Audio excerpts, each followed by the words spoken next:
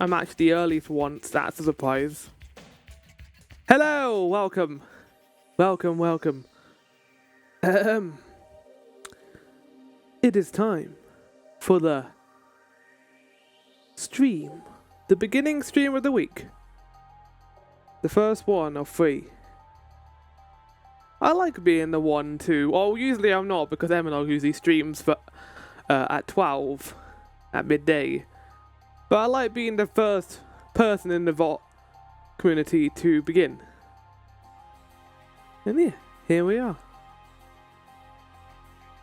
It's time for more God of War. I have no idea how long this is going to take. I keep saying that, but I'm hoping, pacing-wise anyway, that we're rounding to some manner of conclusion. Considering, I think that is a problem with this game. I can't really tell how close we are to the end. I feel like killing Heimdall might trigger us to start leading to the finale, which is where I'm hanging right now. We're going back to Vanaheim. I think we're going to be going to a new area in Vanaheim because I don't really know where else I could find Berserker Stones or other side quest stuff. So I think that's all going to be in this next area. But I'm looking forward to it because Vanaheim's awesome. I love Vanaheim.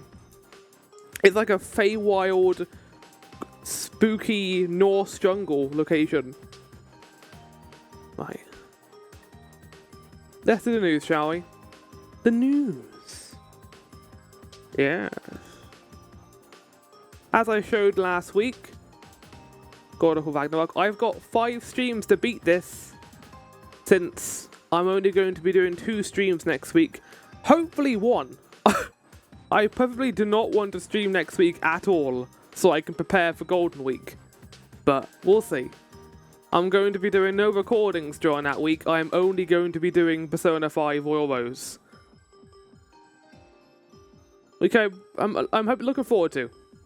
A lot. In fact, let's just go to that too. I'm very excited to doing those 5 streams back to back, basically. Yeah, but God of War, chat.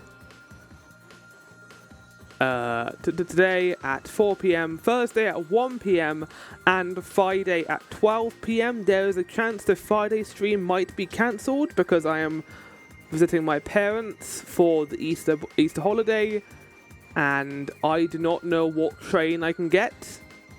Hopefully a good one. We will see. But yes, that is the plan. I want to go in the evening, but if I can finally keep a train during the day, I will take that one. And I'll probably find out about that the day before. Something else, chat. I'm very happy with this thumbnail, even if it is a little bit amateur. Flower Suffers has returned. Flower Suffers Inn is returning on Wednesday. Yesterday I recorded an hour and a bit episode of Shinobi for the Sega Master System? Yeah, Sega Master System, which is the arcade Shinobi game, the first one. Shinobi Art of Vengeance is coming out soon, so I'm playing the chronological Shinobi games, not necessarily the ones in the chronological order, but the ones that have continuity. So that is Shinobi Revenge of the Ninja Warrior, I think, and then, no, Revenge of the Shadow Dancer. No, because the other one's called Shadow Dancer. I forget, it's so difficult.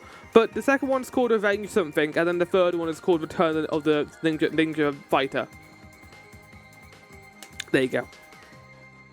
Alongside this, I need to actually export this, but I am going to be releasing Final Fantasy IV, the After Years. That is going to be starting. However, chat, also welcome in Maelstrom. However, I didn't realise there was a game in between Final Fantasy IV and Final Fantasy After Years called The Interlude. So this is a 2-hour long video of me going through that. I really hope this is not showcasing what After Years is going to be like. If After Years is copy and paste areas from Final Fantasy IV with copy and paste boss fights, I am not going to be happy, because this was awful. The story was fine, it was non-existent for the most part, but it was fine. Bosses were boring, area design was boring. It is a 2-hour, trip around the world, and they choose the worst location in the entire game to go back to, the sealed cave where you have to fight all the door bosses. Why would you choose to go back there? You could have gone anywhere, but you went back there. Could have gone to Troya Castle, could have gone to, the Feymarch.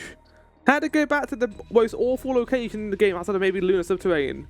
Which, to be fair, we wouldn't be going back to the moon, would we? Chat, I was going to go back to RE0 today, but unfortunately there are a lot of other shows I'm watching at the moment. But I will be watching this tomorrow. I'm going to be watching the beginning of Season 3. I'm looking forward to it. I cannot wait to binge through this, and then be saddened by the end and having to wait 2 years for Season 4. But we know Season 4 has been confirmed, which is cool. Yeah. I am immensely looking forward to RE0. It is in my top 5 favourite anime, might even be my top 3. Very clever fantasy show with excellent characters, beautifully carved episodes. Each one is an absolute banger. No episode is left behind in this show, and you could tell that in Season 2 because they had no room for the opening or the ending song. A lot of the episodes just had the music and the credits during the actual show because they didn't have room to put the outro. And that happened in half the season, I think. It was less common to see the ending than you'd expect, which is sad because I think it's also a really good ending animation.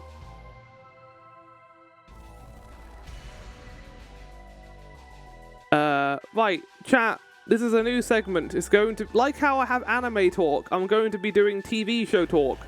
So spoiler warning for The Last of Us Season 2, Episode 1, that released today in the UK. So I recently played Last of Us Part 2 in preparation for this. I really liked the Season 1 of this show. It was basically almost one-to-one with the game outside of additions to the plot. There wasn't really any takeaways. They expanded on a lot of the plot beats because they have to make it work for a TV show, not a game. A video game has to, gameplay to balance as well, but a TV show is purely focused on entertaining the audience with characters, their arcs, and building the world. So they did that in a very different way, and this is following suit, but not in a way I don't know how I feel about it. I think the episode itself is really good. I like the dance scene at the end. The structure, though, is worrying me. Again, it's a minor concern. It's not going to ruin the game for me. Not going to ruin the TV show for me, I don't think. But the way Last of Us Part 2 did the structure, it was about perspective. You didn't really see Abby's side of the story until the second half of the game, so that you would be forced to learn about her as a character. Alongside this, the flashbacks were meticulously placed in the game to show what Ellie is thinking, but in this episode, they changed the structure. We're starting a day earlier than how the game did it. We find out Abby's motivation immediately. We'd find out about that halfway through the original game. We know immediately that who she is. It's literally the first scene of the episode. And we get the dance scene at the end, which again is very moved up. That happens at the end of the game in Last of Us Part 2. We'll see how I feel, because I like not knowing who she is before she kills Joel. And I think that's going to happen in Episode 2, because now we're going to get into the storm, and shit is going to hit the fan, We'll see. Cinematography is still great.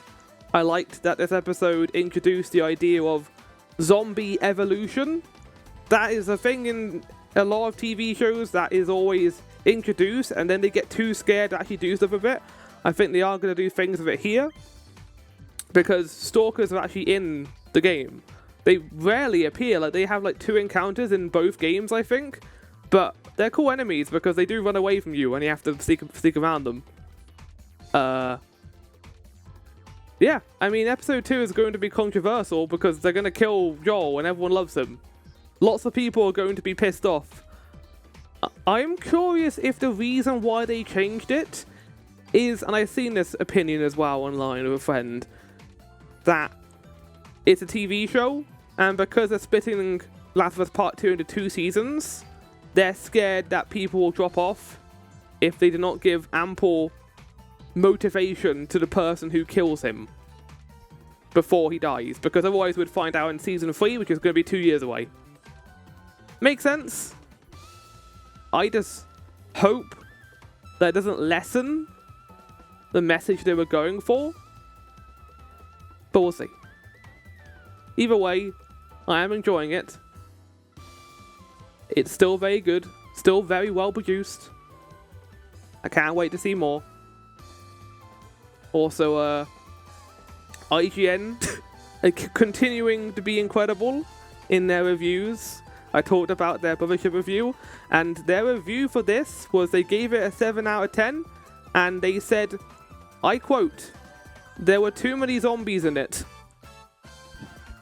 What? It's a zombie show. What did you want? Did you want, like, just nothing? No combat, just people sitting in rooms and fighting bandits. Because there's a lot of zombie stuff in the games. And honestly, I feel like Season 1 didn't have enough of it, so I'm glad we're getting more. But yeah, incredible opinion. Incredible. IGN strikes again with their incredible opinions on things. I'm not judging it, but again, like, this is a thing that's constantly brought up, is that they always bring in someone for these reviews who has no interest in the game or movie, and then they give it a bad review because they don't vibe with it. So someone's sitting there like, maybe bring in someone who knows the game? Reviewing individual episodes of the world I don't want to live in anymore. Anyway, well, yeah, I would argue that. I would argue that you can't base a show off a single episode. Like, watch the entire season first. Which is why I'm kind of like with the whole perspective thing here. We'll see what happens. We'll see what they do with it. You don't review individual pages of a book. Well, you can do a tier list of it. How I felt at this time. God, I absolutely hated. I can't think of an example right now. It's kind of like how I'm doing this with God of War Ragnarok, but I would also argue that's a pacing issue rather than an overall issue of the game. Anyway, let's do Guess the Game, shall we? But, oh yeah, First Berserker's returning, and I'm doing a bit of Minecraft, because I got into it recently with modded, so I'm going to be doing that on my own time. I might put some news for it during a news segment, if people are interested. But yeah, let's just spoiler warning off, and do Guess the Game.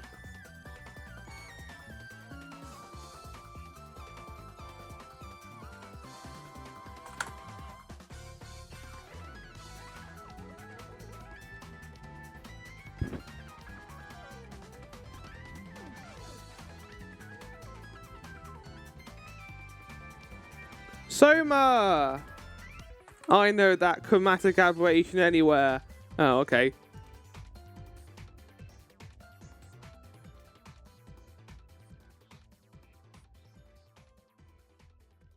Oh, it's Stalker, but which Stalker? Heart of Chernobyl. I have not played this. I think I might play it at some point, but when it gets patched and is less buggy, I think. Is Dale and Dawson? Kind of looks like Dale and Dawson art style is not on here for starters.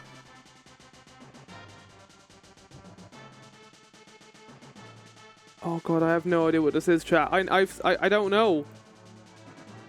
Tactical Breach Wizards. Well, there you go then. It's called Tactical Breach Wizards. Right, let's guess the game, chat. With 40 seconds to spare. Oh my lord. I want to run. I want to roll today. Oh, I'm looking forward to going back to Vanaheim though. Because it's one of the cooler locations in this game. That and Svartalheim. Although I'm not a big fan of the quarries in Svartalheim. It's not as interesting as the jungle area, I think. It would be cool if like there were more dwarfs doing mining, like getting to see the people doing stuff, but similar to 2018, like the worlds feel like desolate, which I don't think works as well in this game as it does in the other one, because there's meant to be like civilizations in these worlds. Like, well, who are we saving right now? There's a couple of dwarfs. Anyway, let's get into it.